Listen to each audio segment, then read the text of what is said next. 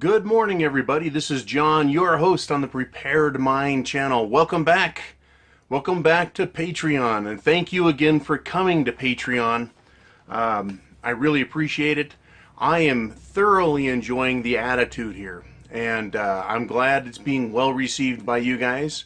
Of course, the regular YouTube gets its once a week video, but it's here where I want to really continue my in-depth discussions, talks with you, and then you can think what you want.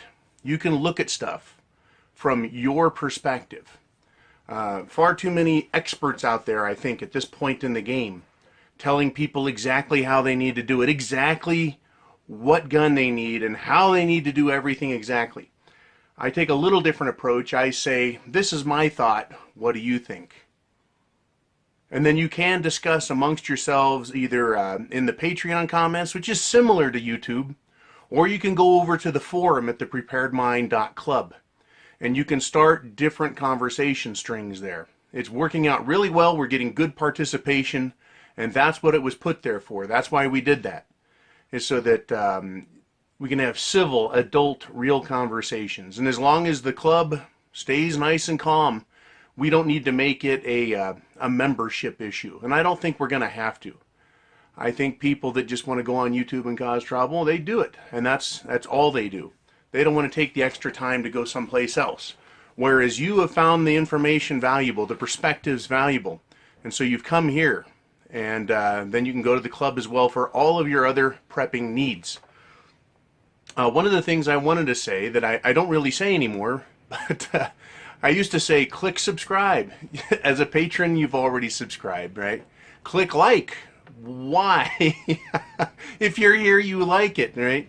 And but I will say, if you know anybody, try and share with them, right, these videos. Let them know where to go to get valuable information. Not just this site, but all of the sites that you like. And they can go over to, of course, YouTube, The Prepared Mind, and get all of the library for free. Right, that's available to the public for free. There's all of the most popular videos, videos by subject, videos going back by date, etc., etc.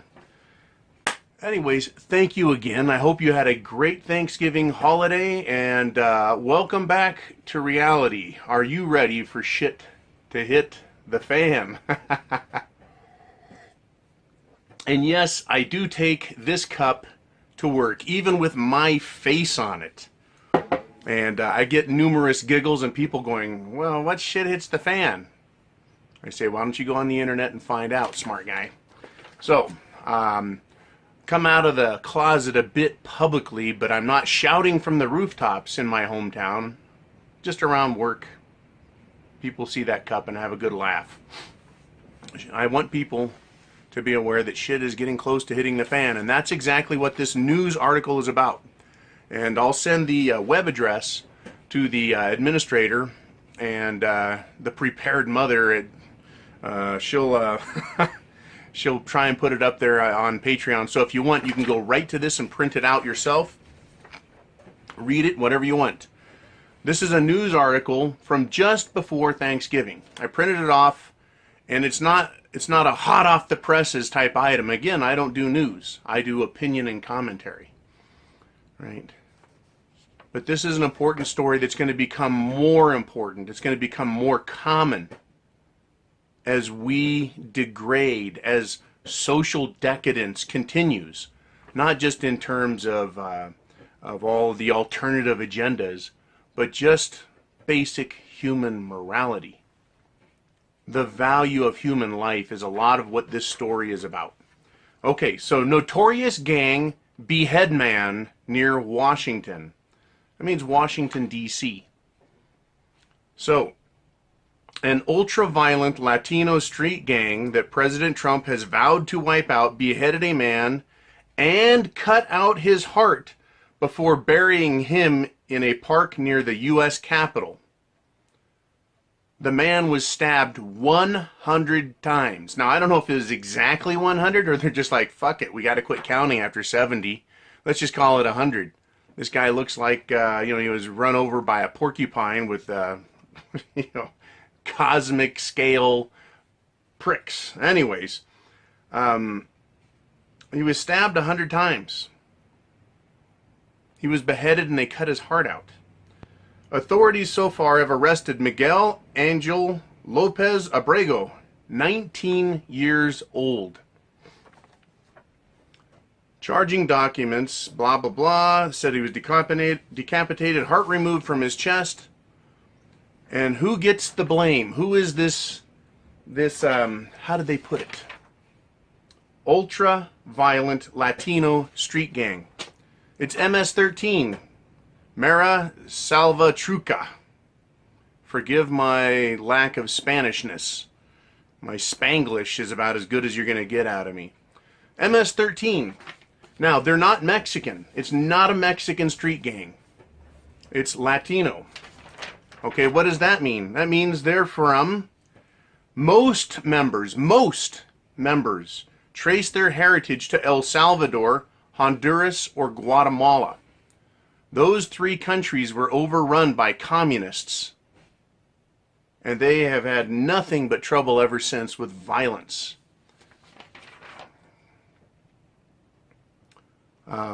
It has become the focus of Trump's crackdown on crime, which he claims has surged as a result of borders easily crossed by gang members.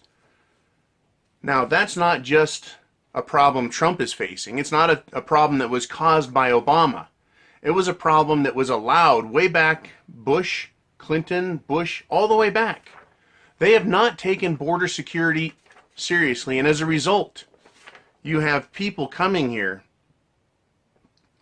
who are into murder, drugs, racketeering, robbery, prostitution, human trafficking, sex, everything associated with sex and using women and stealing kids, etc.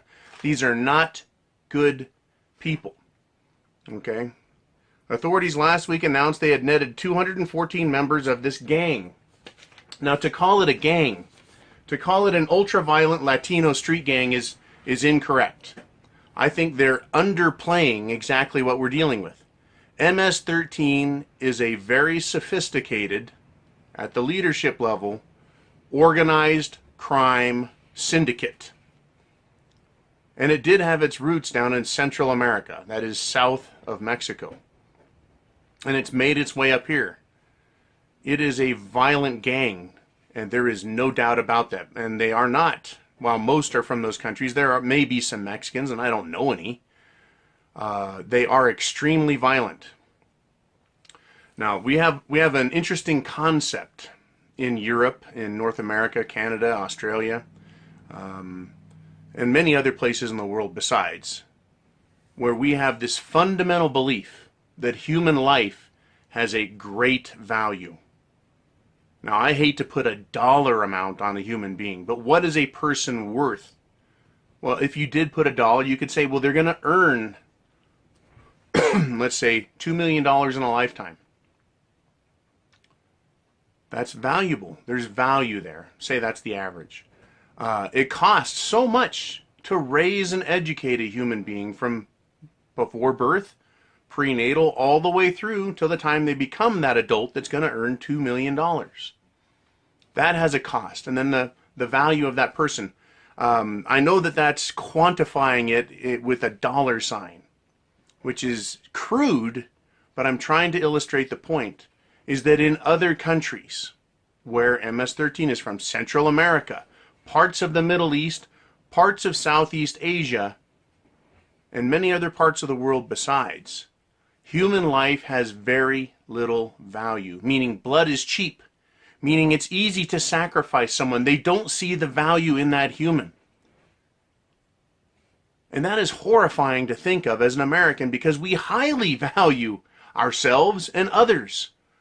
Right? Love thy neighbor as thyself. It's such an easy system to follow if you've got a modicum of morality. And morality is a big deal. These MS-13 guys, they stabbed the fella, unnamed, 100 times. Then they cut open his chest, pulled his heart out, and then cut his head off. Not good. Right? They're not just murdering a guy. They're making a very important statement. Why they haven't released the name of this guy is interesting, because that could indicate or point to the exact reason this gang attacked. You see, MS-13 isn't going to come after me. I'm nobody. They've got no reason to come after me. I'm not involved with trying to arrest them, rat them out. I'm not involved in drugs, prostitution, racketeering, none of that. So they have no desire to mess with me. I can talk about them all day long. They know who they are. They are a violent syndicate. They are not a street gang. They are very hierarchical, meaning they have leaders and then lieutenants and then sergeants, and if you will, using military terminology. They have a hierarchy. There's bosses. They have to report. They're given instructions. They're told what to do. Now, over in the Middle East, when someone cuts a head off, they call it terror. It's terrorism. You're terrorizing the people into behaving a certain way. This is murder on the one hand. It's also terror. We don't know who the person was. And believe me, MS-13, from the law enforcement I've talked to, they are a highly sophisticated group that has very, very specific goals in mind. They're not just out there randomly killing people. Not right now. They don't have a reason to. They're not trying to take charge of every city. They're not trying to take charge of every neighborhood. They have their areas where they do their dirty work. Their dirty work. Just like a lot of organized crime. Well, I call them a syndicate because it's a really cool sounding word. But they are organized crime. They're a mob, a mafia. They're a Latino mafia. But they don't have the same value on human life that we have.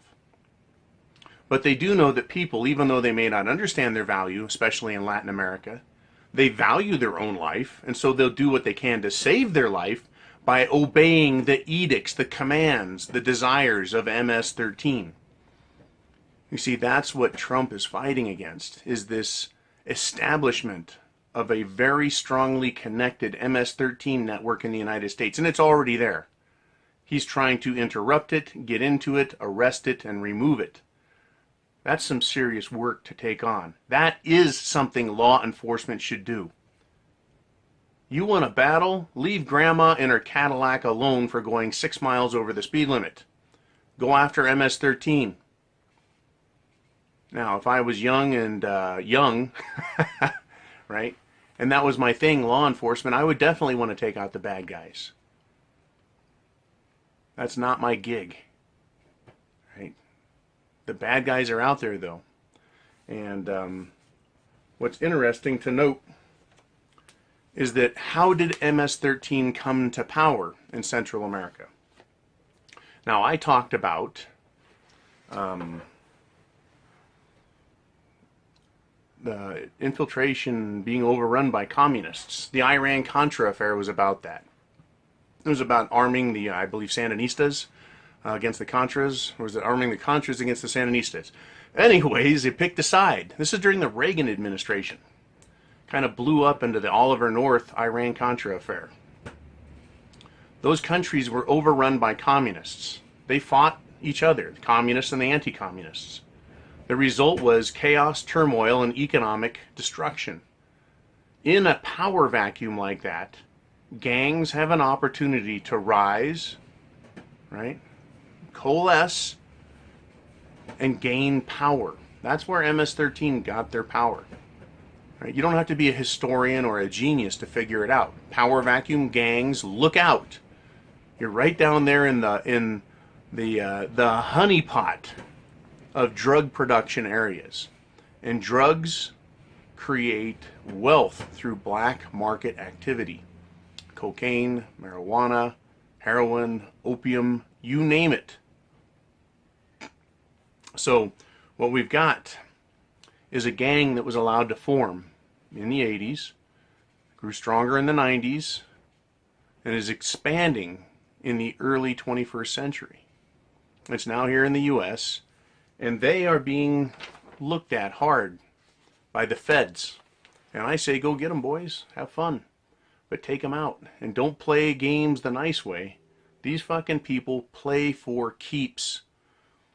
Now, here's where the rubber meets the road for preppers, because I'm not just talking about law enforcement and gangs. That's not what this is about. This is about you and me as a prepper. If we have shit hits the fan, we've talked about marauders for years and years. That is gangs that are going to go street to street, house to house, door to door. Right? Let me pick a... Hey! Is anyone in there? And if you answer that door, they're coming in. And they're going to take what you have. And anything of value, including daughters and wives. And that is a promise. Shit hits the fan. How about severe economic turmoil from an economic collapse?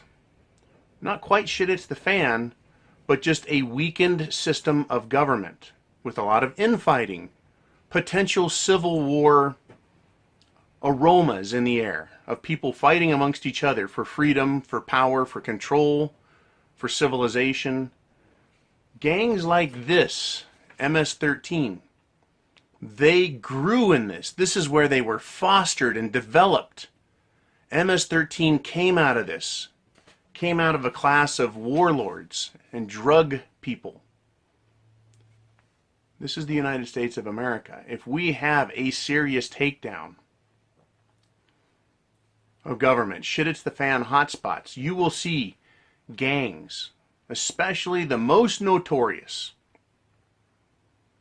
the syndicates, the big ones like MS-13, and there's a couple other drug cartels that have gotten into Mexico that are trying to move north. Right? And they have terrorist methodology to what they do. If shit hits the fan here or something close, they are going to expand their power. They are going to install themselves and build deep systems, deep roots. Now there's one thing we can do as preppers, and that is prepare.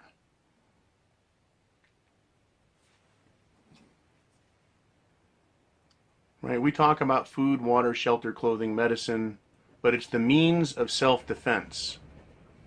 Right? Right there.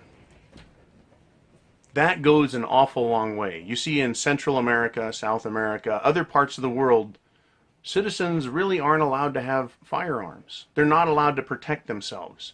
Criminals know no limits, and they will overrun the police. They will overrun factions of military and take their hardware and then use it for their own nefarious purposes. The lesson to be learned there is you can't pacify these people. You can't disarm them. Even in a country that is totally disarmed. They managed to find, hello, guns. And then they use those to terrorize the people. What can you do as a prepper? Arm yourself. Why?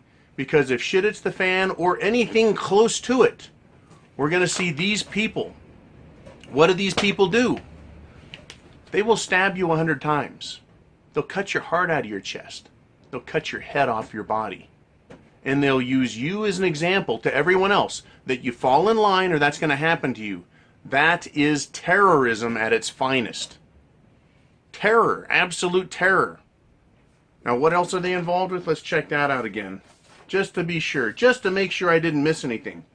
Murder, robbery, drugs, racketeering, prostitution, right? Everything bad.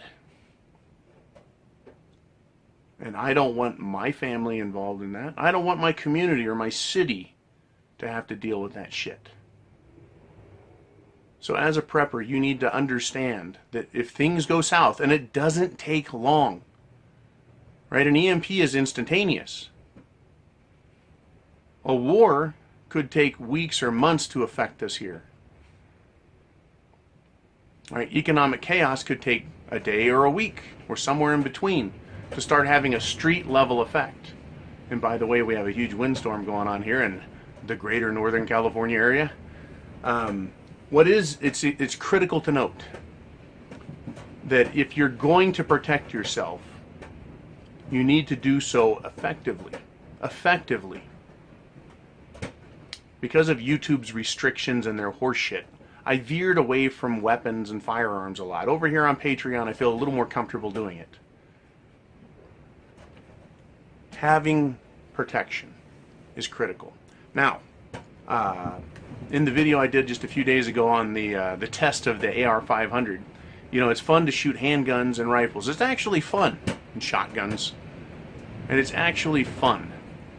But apart from that, it teaches responsibility, and it shows that you can protect yourself, whether you're small or old, right? Young or old. You can protect yourself whether you're male or female, man or woman. What you can't do without attracting an awful lot of attention is carry an AR-15 down the street. And I will be doing a video, more videos on the AR-15 and why it is a superb weapon. I'm not going to argue the merits of it versus the AK. I'm going to talk about the AR because it's based off the M16, nearly identical, except for the full auto capacity. But as a United States Marine, I carried one of those and I slept with one of those. And I drilled with one of those, meaning marching, a lot, right? There's a reason it's been around for 50 plus years. You go, why can't they make it better? Well, they've made some minor improvements, like piston-driven action, but it's a superior design. The problems with it were fixed. You know, you need to keep it clean, but it is a superior weapon. You can't carry it on the street, though. You can't.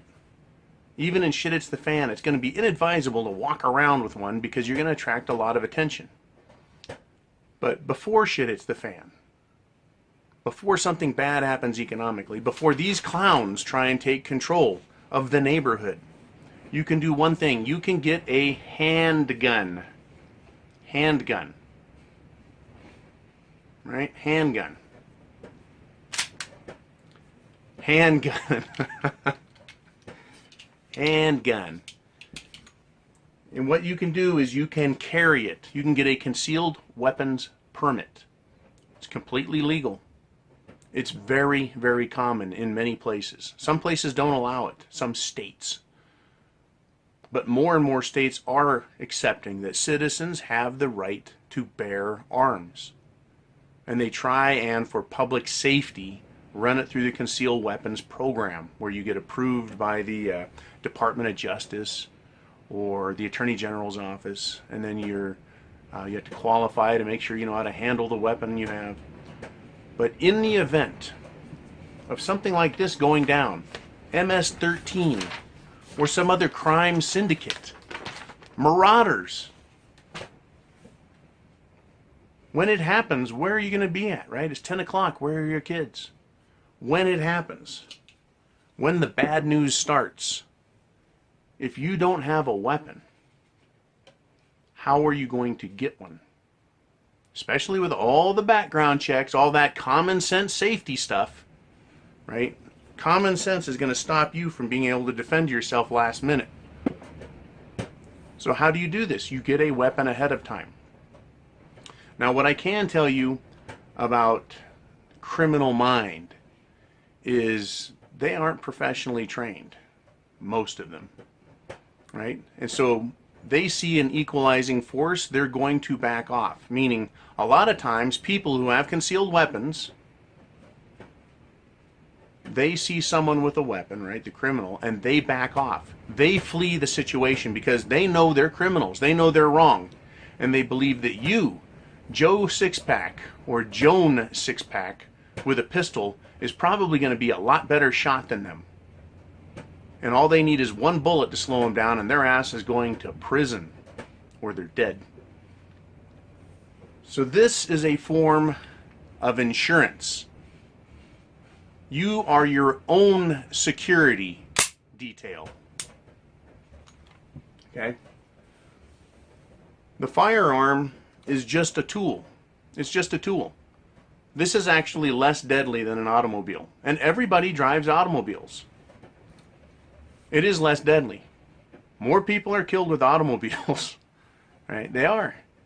Probably more people choke on food every year and die than get shot. I haven't looked that up, but I'm willing to bet. And I'm not much of a betting guy, but I'm willing to bet. You know, dull teeth are deadlier than handguns. Dull teeth because you're not chewing your food right and you choke on it. So think about that. And over the years, since let's just say 1991, when I turned 21, over the years, it has become easier and easier and easier to get a concealed weapons permit. It's more and more accepted here in the United States of America.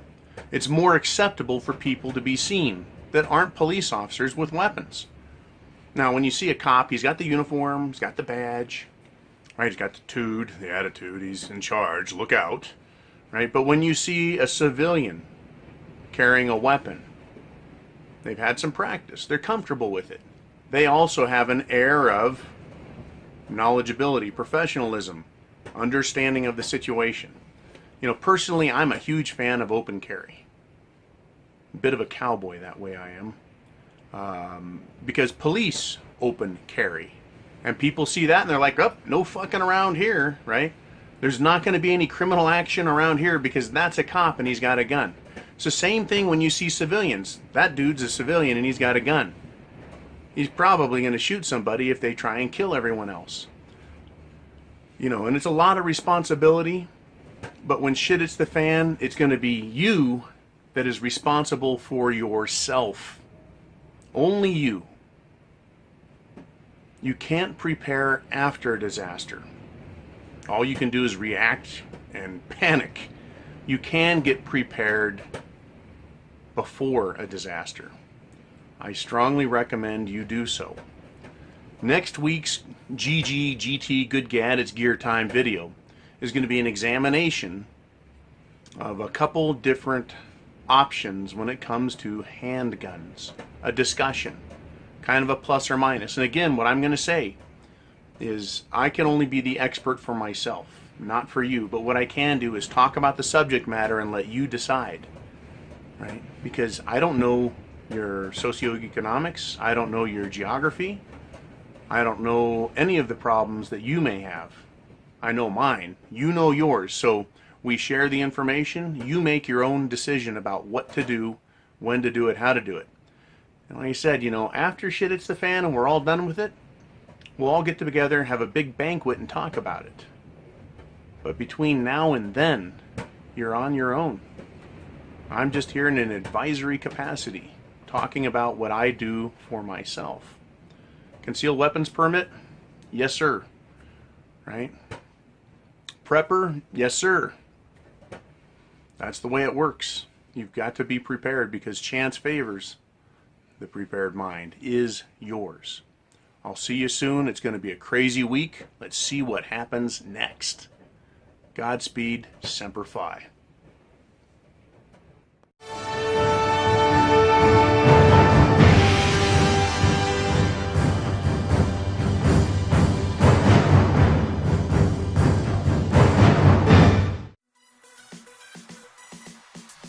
Playtime is over. Get your Prepared Mind merchandise at thepreparedmind.club. Help keep free speech free and spread the word about the need to prep.